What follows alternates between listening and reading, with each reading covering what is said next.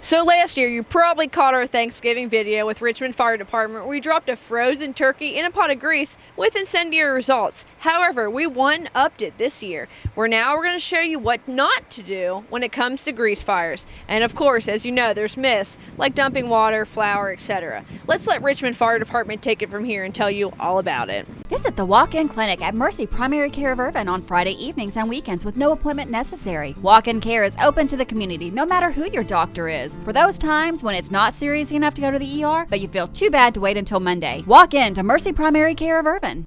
More people have home fires on Thanksgiving Day than any other day of the year. So very busy day for fire departments across our country as well as right here in our community. What we're going to show you today is how quickly unattended grease on a stovetop can catch fire. And then we're also going to talk to you and show you what to do in the event that a grease fire occurs on your stovetop.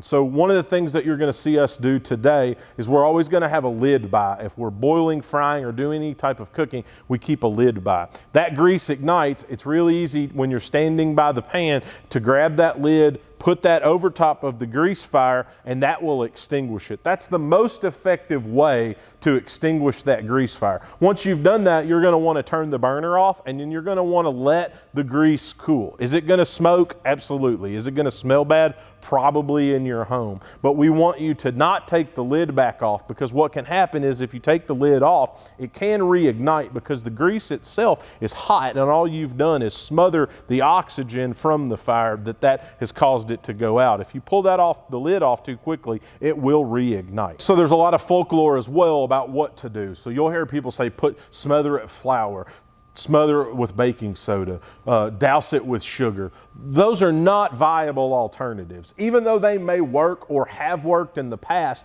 flour, sugar can be combustible. So if it's powdery and you were to pour that on there, it could actually increase the amount of fire that you have, and it could ignite. So having a lid by and just putting a lid on that pan and smothering the fire out is the safest, most effective way to extinguish that grease fire. Now remember, once you've put the lid on it, turn the knob on the stove. You want to turn the burner off. What a lot of people will do then, because it's smoking, is attempt to take that pot of oil or that pan of oil outside. And what we see a lot of times are secondary burns to individuals that have tried to do that. Thanksgiving morning, a crew will arrive here at 700 at the Richmond Fire Department. All our stations will be fully staffed. They'll be having probably breakfast together and then most likely have a Thanksgiving meal potentially with their families here at our fire stations. But they're ready to respond to your emergencies just like any other given day or any other holiday. So Thursday for our guys will be a day just like any other here at the fire station,